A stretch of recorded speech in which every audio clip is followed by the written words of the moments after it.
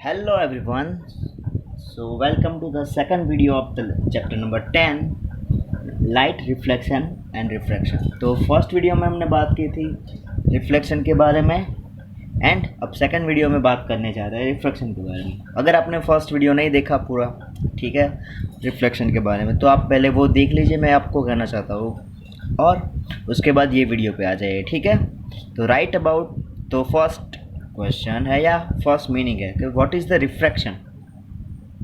तो रिफ्रैक्शन क्या होता है, कभी change in path of light ray as it pass from one medium to another medium is called reflection. कि भाई आपका लाइट का पाथ है, ठीक है, वो वन मीडियम में से सेकंड मीडियम में जब आएगी तो उसके पाथ में जो चेंज आएगा, वो पाथ में जो चेंज आता है उसको हम क्या बोलते हैं, रिफ्लेक्शन। ओके, तो इसमें दो तरह से चेंज आ सकता है। तो या आप थिकर मीडियम से थिन मीडियम में जाएंगे या तो थिन मीडियम में से थिकर मीडियम में जाएंगे। तो हम दोनों कॉन्सेप्ट की बात कर लेते हैं। तो फर्स्ट है यहाँ पे थिन में से थिकर में जाएंगे तो क्या होगा कि भाई क्या होगा, when light travel from a thin medium to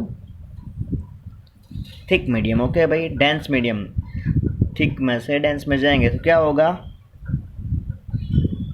it bend toward the normal of the light. तो फिर क्या होगा कि भाई आपकी यहाँ पे आ रही है कि लाइट आ रही है थिन मीडियम में से थिकर मीडियम, मतलब कि भाई मान लो कि ये आपका एयर है और ये आपका ऑयल है, तो ये हो जाएगा आपका थिन मीडियम, ये हो जाएगा आपका थिकर मीडियम। ओके, तो ये इमर्जेंट रे जो आ रही है, तो ये आपका यहाँ पे आपको एंगल बनता है, नॉर्म के साथ हो रहा है 45 डिग्री, ठीक है। तो थिन में से वो थिकर की तरफ जाएगी तो वो क्या होगा, एंगल है वो लेस होगा। तो 45 था तो यहाँ पे कितना हो जाएगा आपका 45 से कम, 40 भी हो सकता है, 35 भी हो सकता है, 43 भी हो सकता है, अकॉर्डिंग टू द सिचुएशन। तो भाई इस तरह से होगा कि भाई थिन में से थिकर में जाएगी तो एंगल क्या होगा, चेंज होगा, और क्या होगा कि भाई लाइट रेज है नॉर्म की तरफ जाएगी। The second, when light travel from a dense medium to rare medium, कि भाई थिकर में से आप थिनर की तरफ जा रहे हो, it band away from the norm, मतलब तो जो हमारी जो बेंडिंग होगी तो वो क्या होगी, नॉर्म से अवे होगी। तो मान लो कि आपका ये एंगल 45 डिग्री है तो ये एंगल क्या हो जाएगा आपका 45 से ज़्यादा, मान लो कि 47, 60, 55 जो भी होगा, पर क्या होगा 45 से ज़्यादा। तो ये है। तो हम ये बात करके भाई रिफ्रैक्शन होता क्यों है, ओके भाई क्या क्यों होना ये सब हो रहा है। तो भाई हम बोल सकते हैं भाई speed of light is different in different medium. कि भाई अब लाइट की स्पीड देखो तो एयर में थोड़ी सी ज़्यादा होगी, उसके बाद आप वाटर में देखोगे तो उससे भी थोड़ी कम हो जाएगी। ओके, उसके बाद आप ऑयल में देखोगे तो क्या हो जाएगी, कम, और स्पेस में देखोगे तो लाइट की स्पीड वहाँ पे एयर से ज़्यादा होगी। तो इसलिए हम बोल सकते हैं कि डेंसर में से आप थिन मीडियम में जा रहे हो तो वहाँ पे स्पीड कम होने की वजह से आपका क्या होता है, डिफ्रैक्शन। तो इसीलिए कि भाई when light enter a denser medium its speed reduce and it bend toward the norm. ठीक है भाई, वो क्या होगा कि वो डेंसर मीडियम में आएगा तो क्या होगा, bend toward the norm, and dense में से थिन मीडियम में आएगा तो अवे फ्रॉम द नॉर्म। तो ये होता है। उसके आपने बहुत सारे एग्जांपल देखे होंगे कि भाई आप ने टैंक का बॉटम आपको देखने जा रहे हो, ठीक है, पॉन्ड में, तो आपको क्या दिखा है भाई आपका टैंक का बॉटम है थोड़ा सा ऊपर आ गया होगा, इस तरह से आपने देखा होगा। फिर आप कोई भी स्लैब से आपके लेटर्स आप जो डॉक्यूमेंट व्यू करोगे, कोई भी डॉक्यूमेंट देखोगे तो वो आपको बड़े बड़े दिखाई देंगे, ठीक है। फिर आपने वो फेमस पेंसिल वाला एग्जांपल कि आपको पेंसिल क्या दिखती है, टूटी हुई दिखाई देती है। तो ये सब बहुत सारे उसके एग्जांपल हैं। अब नेक्स्ट के भाई लेटरल डिस्प्लेसमेंट के बारे में बात करेंगे, ठीक है। और ये आपका दूसरा क्वेश्चन भी हो सकता है कि भाई refraction through rectangle glass slab, के भाई ग्लास स्लैब में किस तरह से रिफ्रैक्शन यहाँ पे होता है उसके बारे में पहले देख ले रहे हैं, ठीक है। तो when a light ray enter in a glass slab, okay, then the emergent rays is parallel to the incident ray but it shifted sidewards, okay. तो क्या होगा कि भाई आपकी इमर्जेंट रेज आ रही है, तो एयर में से कौन सा थिन में से थिकर मीडियम में आएगी, तो क्या होगा, it bend toward the norm, कि नॉर्म की ओर बेंड होगी, तो यहाँ पे क्या होगा, एंगल आपका कम हो जाएगा। इन दिस केस, तो यहाँ पे क्या होगा, in this case refraction place twice, तो यहाँ पे रिफ्रैक्शन कब होगा, ट्वाइस। तो फर्स्ट यहाँ पे जब आपकी रेज एंटर होगी तब, एंड सेकंड कब होगा कि आपकी रेज एग्जिट होगी तब, ओके। तो फर्स्ट आपका कब होगा कि first when rays enter into the glass slab from the air, and the second when exit from the glass slab to air. तो उस तरह से आपका 2 टाइम आपका रिफ्रैक्शन होगा यहाँ पे, okay. Both refraction have been shown in the figure, कि आपको यहाँ पे दोनों रिफ्रैक्शन यहाँ पे दिख रहा है, ठीक है। फर्स्ट यहाँ पे ये रहा, सेकंड यहाँ पे ये रहा, ओके। तो यहाँ पे जो रिफ्रैक्शन हुआ है, तो फर्स्ट क्या होगा, यहाँ पे देखो कि भाई आपका ये रेज आ रही है, ठीक है। तो थीन मीडियम में से थिकर की मीडियम आ रही है, तो हमने पहले दिखा कि भाई तो क्या होगा, it band toward the norm की ओर बैंड होगी, फिर थिकर में से थीन में जाएगी, तो क्या होगा, band away from the norm, okay. तो ये पहला हमारा ये बात हुई। तो both refraction show in the figure the bending of the ray of light at the two surface of slab is equal and opposite, मतलब कि भाई यहाँ पे जितना एंगल कम होगा, कि भाई यहाँ पे आपको मान लो कि 45 से 40 हो रहा है, ठीक है, तो यहाँ पे क्या होगा, 40 से 45 होगा। Both refractions shown in the figure, the bending of the ray of light of two surface of slab is equal and opposite। तो यहाँ पे जितना अंदर जाएगा यहाँ से उतना बाहर आएगा। इसका मीनिंग ये है कि भाई क्योंकि थीन में से थिकर और थिकर में से थीन में एक ही मीडियम में आप जा रहे हैं, तो क्या होगा कि भाई इक्वल एंड ऑपोजिट है। सो the ray from the second phase is parallel to incident ray but slightly outside, कि यहाँ से जो लाइन रेज हमारी बाहर निकलेगी वो ओरिजिनल रे के साथ क्या होगी, पैरेलल होगी, बट थोड़ा सा आउटसाइड होगी, ओके, स्लाइटली आउटसाइड। तो ये है हमारा refraction through rectangle glass slab. तो क्या होगा, फर्स्ट आपकी रेज यहाँ पे आ रही है, तो मान लो कि यहाँ पे आपका नॉर्म के साथ एंगल है 45, तो 45 से यहाँ के बैंड होकर वो एंगल बन गया 40, ठीक है। तो आप यहाँ से मेजर करो तो हो जाएगा आपका एंगल 40, और 40 के बाद वो एंगल फिर से हो जाएगी। तो ये दोनों लाइन है, ये लाइन को आप ज्वाइन कर दो तो ये दोनों लाइन क्या हो जाएगी, पैरेलल।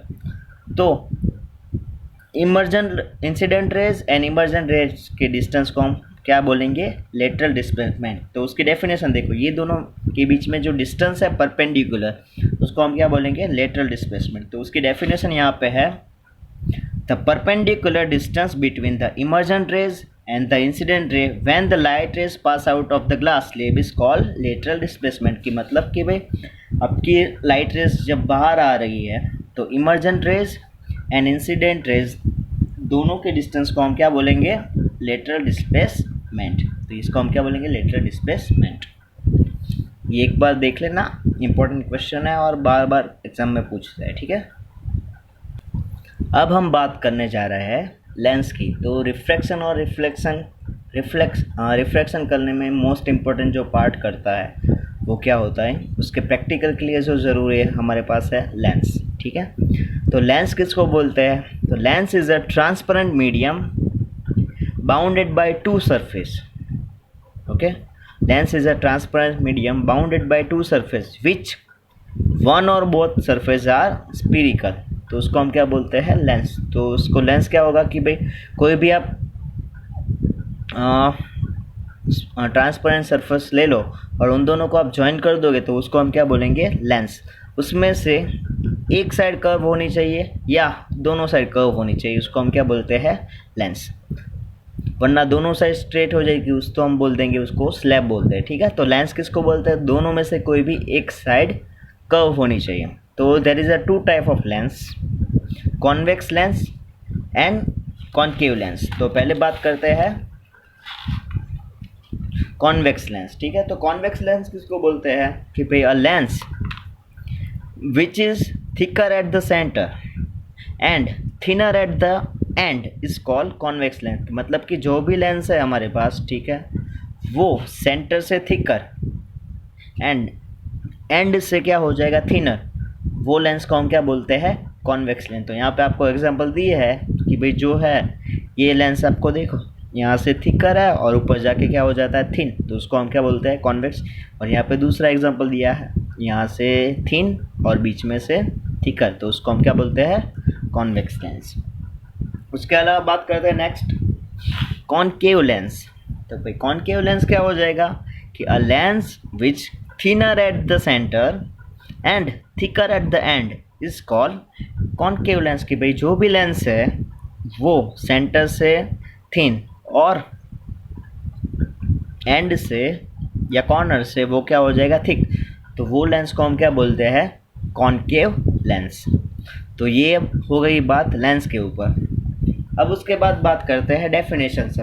जो भी मिरर में डेफिनेशन थी सेम तरह की यहाँ पे डेफिनेशन आएगी, पर यहाँ पे थोड़ा सा नाम चेंज हो गया सबका, ठीक है। तो पहली यहाँ पे डेफिनेशन आएगी ऑप्टिकल सेंटर ओ। तो ऑप्टिकल सेंटर ओ क्या होता है, the centre point of lens is known as the optical centre. कि भाई हमारा जो लेंस है, ठीक है, उसका जो सेंटर होगा उसको हम क्या बोलेंगे, ऑप्टिकल सेंटर ओ। फिर centre of curvature 2f1 2f2। अब याद रखो कि भाई लेंस बनाने में आपको 2 स्पीयर चाहिए। एक देखो, एक ये वाला स्पीयर और दूसरा क्या हो जाएगा, ये सेकंड वाला स्पीयर। तो लेंस में कितने सेंटर ऑफ कर्वेचर हो गए, 2। तो उसको हमने नाम दिया है 2f1 एंड 2f2। तो यहाँ पे उसकी डेफिनेशन देख लो, the centre of 2 imaginary sphere which is the lens are part is called centre of curvature. कि भाई सेंटर बनाने के लिए हमें लेंस बनाने के लिए जो हमने स्पीयर लिए हैं उसके सेंटर को हम क्या बोलेंगे, 2f1 एंड 2f2। ओके।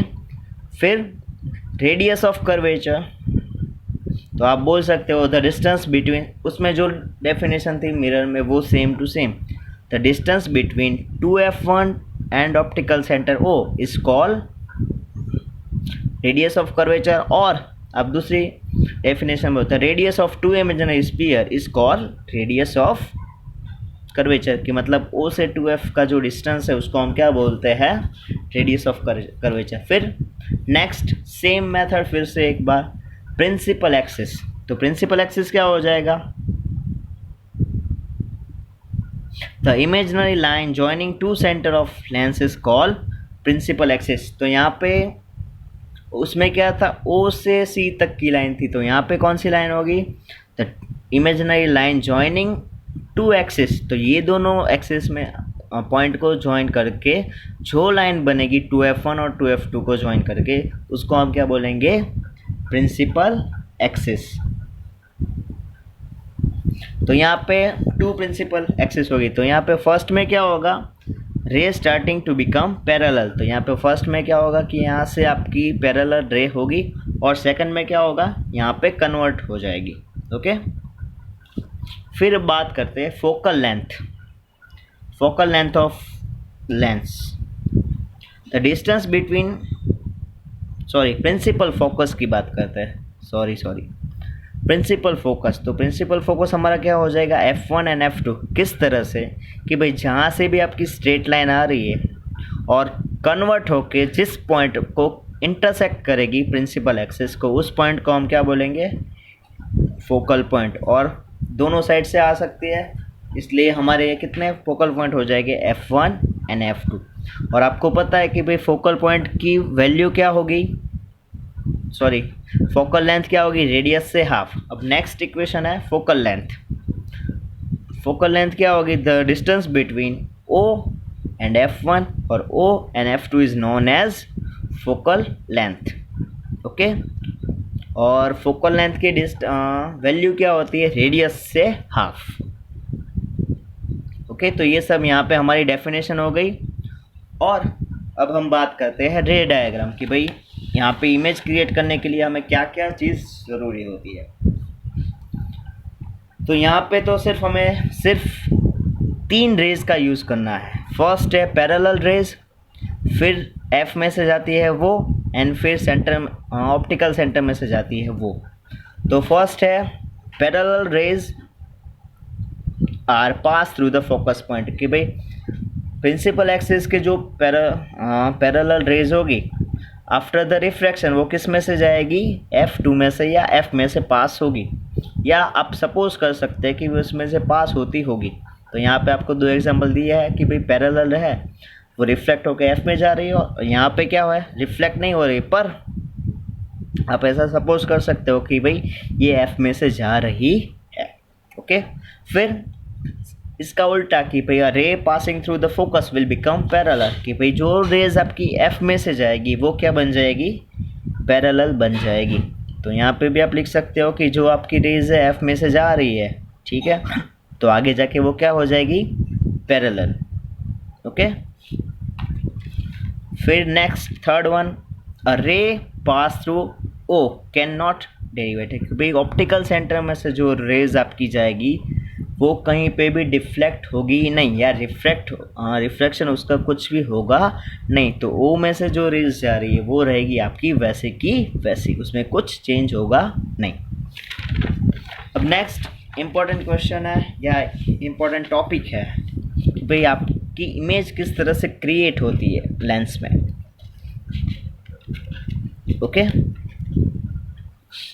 अगर आप सब चाहते हैं कि भाई ये दोनों लेंस का मैं फिगर बना के उसका पूरा का पूरा एक्सप्लेन करूं, तो आप नीचे कमेंट कर दीजिएगा, तो मैं आपको बना दूंगा, ठीक है, इसका पूरा अलग से वीडियो कि भाई लेंस में कैसे इमेज क्रिएट होती है और मिरर में कैसे इमेज क्रिएट होती है, उसके बारे में थोड़ी डिटेल में इन्फॉर्मेशन हम देंगे। अगर आप चाहते हैं तो नीचे कमेंट कर देंगे कि भाई हम चाहते हैं कि भाई आप लेंस का और मिरर का वीडियो बनाएं। ओके, अब बात करते हैं image formation by lenses.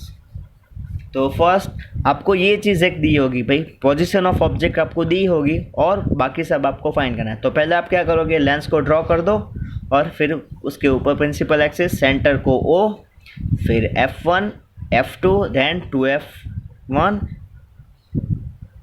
And 2F2। Okay, तो यहाँ पे आपको फर्स्ट में क्या दिया है, the position of object eight infinite, कि आपकी पोजीशन कहाँ पे है, ऑब्जेक्ट की पोजीशन इनफाइनाइट। तो इनफाइनाइट में जो होगा तो क्या होगा कि फर्स्ट रे हमारी आएगी यहाँ पे पैरेलल, सेकंड रे भी आएगी पैरेलल। आफ्टर द रिफ्रैक्शन वो कौन से पॉइंट में से पास होगी, F में से। तो दोनों जगह पे जहाँ पे 2 रेज इंटरसेक्ट करती है वहाँ पे आपकी इमेज क्रिएट होगी। तो वहाँ पे हमारी इमेज कहाँ पे क्रिएट हो रही है, F2। तो पोजीशन ऑफ इमेज हमारी क्या हो जाएगी, F2। फिर nature and the size of image, तो देखो दोनों मिल रही है रियल में या इमेजनरी है, वर्चुअल है। तो यहाँ पे दोनों रियल में है, तो आपकी इमेज क्या हो जाएगी, रियल। तो रियल इमेज हमेशा किस तरह से होती है, इन्वर्टेड, और उसकी साइज़ क्या है, एक्सट्रीमली स्मॉल या डॉट लिख सकते हो आप। ओके, फिर पहले तो इनफाइनाइट डिस्टेंस पे थी, अब थोड़े से फाइनाइट डिस्टेंस पे आ गई, मतलब थोड़ी नज़दीक आ गई। तो पोजीशन ऑफ ऑब्जेक्ट क्या होगी, बियॉन्ड टू F1, कि भाई F2 के पीछे, F1 के पीछे। तो यहाँ पे हमारी ऑब्जेक्ट है, तो फर्स्ट रेज होगी हमारी पैरेलल। तो पैरेलल रे है, आफ्टर रिफ्लेक्शन किस में से जाएगी, F2 में से।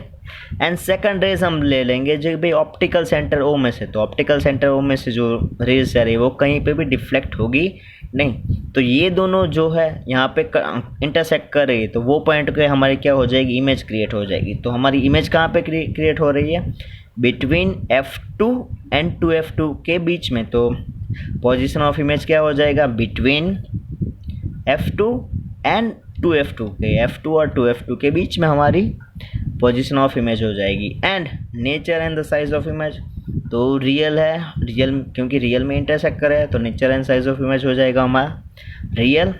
तो रियल इमेज हमारे साथ होती है इन्वर्टेड और इसकी साइज क्या है, स्मॉल। ओके, अब थर्ड वन, हमने इमेज की पोजीशन ले ली एट 2F1 के ऊपर। तो 2F1 है तो फर्स्ट हमारी होगी प्रिंसिपल एक्सिस के पैरेलल, तो पैरेलल लाइन है तो आफ्टर द रिफ्लेक्शन वो किस में से जाएगी, F2 में से निकल जाएगी। ओके, एंड द सेकंड क्या होगा कि भाई ऑप्टिकल सेंटर O में से ली, तो ऑप्टिकल सेंटर O में से ली तो वहाँ पे कहाँ पे इंटरसेक्ट हो रही है, तो यहाँ पे इंटरसेक्ट हो रही है। ओके, तो हम क्या करेंगे, तो पोजीशन ऑफ इमेज हमारी कहाँ पे हो जाएगी, एट 2F2।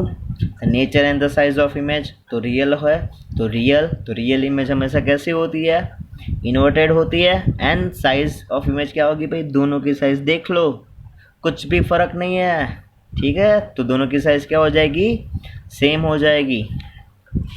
अब बात करते हैं फोर्थ वन, तो इसमें यार कुछ नहीं है, थोड़ी सी मेहनत करो और थोड़ा सा लॉजिक फाइंड करो, अपने आप आ जाएगा। इस बार 10th बहुत इजी है। तो अब बात करते हैं पोजीशन ऑफ ऑब्जेक्ट, और थोड़ा सा पढ़ने में भी ध्यान देना है, ठीक है बच्चों। पोजीशन ऑफ ऑब्जेक्ट हो जाएगी हमारी बिटवीन F1 एंड 2F1। यहाँ पे पहले कहाँ पे थी हमारी 2F1 के, तो अब कहाँ पे आ जाएगी भाई, थोड़ा सा आगे ले लो, और तो कहाँ पे आ गई, बिटवीन 2F1 एंड F1। तो वहाँ पे क्या होगा भाई, फर्स्ट लाइन तो हमारी कॉमन है, सीधा चलो सीधा, तो फर्स्ट पैरेलल लाइन है तो रिफ्लेक्शन तो उसको F करना है, तो उस कहाँ से रिफ्लेक्ट होके जाएगी F2 में से पास होगी। एंड सेकंड लाइन क्या होगी कि हमारा ऑप्टिकल सेंटर O है उसमें से जाएगी, तो उसमें से जाएगी तो क्या होगा कि भाई जो पॉइंट पे इंटरसेक्ट कर रही है वो पॉइंट पे हो जाएगी हमारी इमेज क्रिएट हो गई। तो आप देख सकते हो भाई हमारा F2 यहाँ पे है, तो इमेज हो रही है उससे थोड़ा दूर, तो पोजीशन ऑफ इमेज क्या हो जाएगी, बियॉन्ड 2F2, ठीक है, F2 के पीछे। तो nature and size of image क्या होगा भाई, रियल है, सच्ची है, फिर रियल है तो कैसे होगी, उल्टा ही हो गए, रियल लोग हमेशा उल्टे ही होते हैं, रियल। सेकंड है इन्वर्टेड, एंड क्या होगा, मैग्निफिकेटेड, या आप बोल सकते हो कि थोड़ा सा बिग वन, तो क्या हो जाएगा आपकी image magnificated. And the fifth one, अब और नज़दीक आओ भाई, यहाँ पे 2F1 और F1 के बीच में थे, अब पोजीशन ऑफ ऑब्जेक्ट कहाँ पे आ जाइए, F1 के ऊपर आए, तो फर्स्ट सीधा चलो और F में से निकल जाओ। एंड सेकंड हमें कुछ नहीं निकलना, तो भाई O में से निकलो, तो आपको लगेगा भाई ये दोनों कहीं दूर जाके मिलने वाले हैं, तो हमें पता नहीं कहाँ मिलने वाला है, तो भाई पोजीशन ऑफ इमेज क्या होगी, eight infinite. And nature and size of image भाई रियल है, वो पता है, रियल है तो कैसे होगी, उल्टी होगी। एंड यहाँ पे कहीं पे मान लो कि सपोज कर लो यहाँ पे, तो कितनी बड़ी इमेज होगी, तो एक्सट्रीमली बिग या सो बिग आप लिख सकते हो।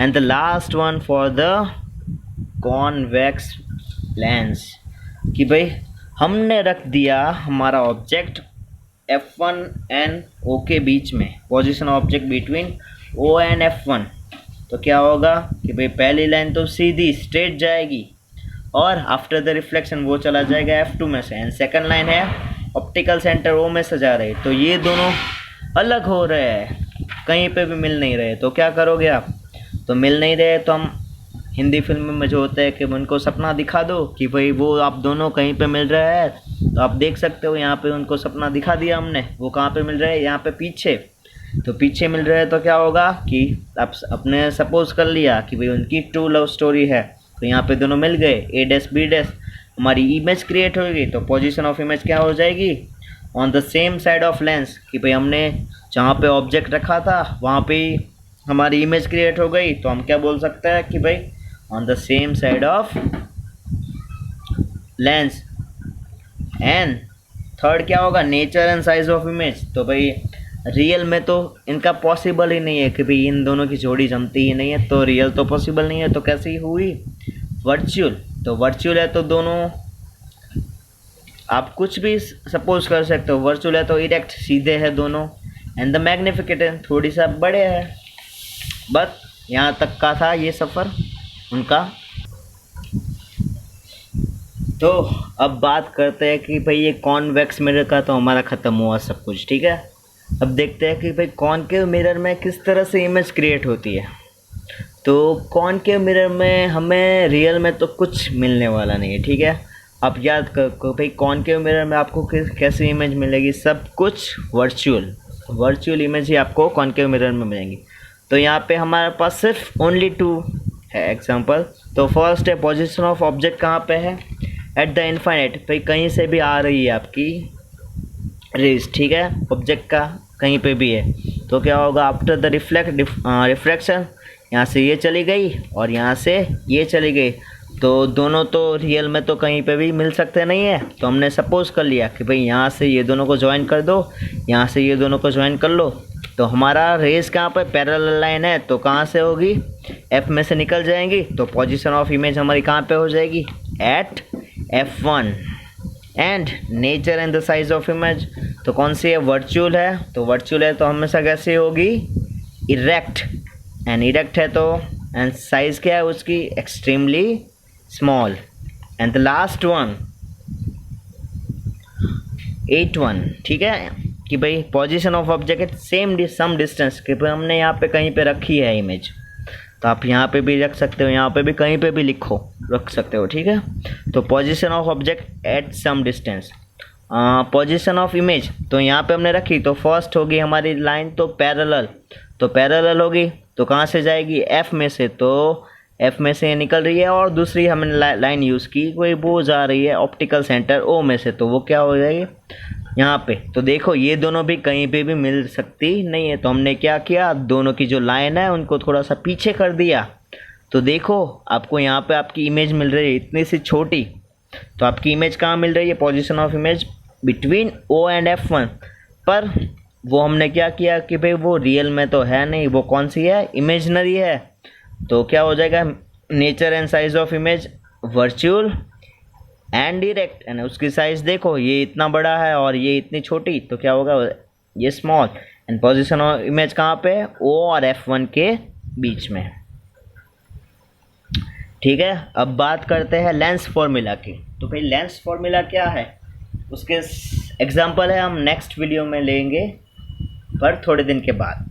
ओके, द लेंस फॉर्मूला क्या है, the relation between object distance U, image distance V and the focal length F is known as lens formula. कि भाई ऐसा इक्वेशन है हमारे पास जिसमें object distance, image distance and focal length दी है, तो वो इक्वेशन को हम क्या बोलते हैं, लेंस फॉर्मूला। और उसको आप इस तरह से एक्सप्रेस कर सकते हैं, 1/V minus 1/U equal to 1/F। And the next one magnification. तो मैग्निफिकेशन की हमने इक्वेशन देखा था, क्या था कि भाई the ratio between image distance and object distance is known as magnification. और दूसरी उसकी डेफिनेशन है the height of image upon height of object, या आप बोल सकते हो कि the ratio between height of image and height of object is known as magnification. तो इनके दो फॉर्मूला है, m equal to HI/H0 and second है हमारा m equal to V/U। Okay, and the last one power of lens. तो power of lens क्या होगा भाई, लेंस का पावर क्या होता है वो पहले समझ लो कि भाई कोई भी लेंस है वो हमारी रेज को कितना कन्वर्ट कर सकता है या कितना डाइवर्ट कर सकता है, उसको हम क्या बोलेंगे, उसका पावर। तो इसकी डेफिनेशन देखो, the ability of lens to convert light ray is called power of lens. तो उसका इक्वेशन है power of lens equal to 1/F। F हो जाएगी हमारी फोकल लेंथ, और ऐसा unit of power is known as dioptre.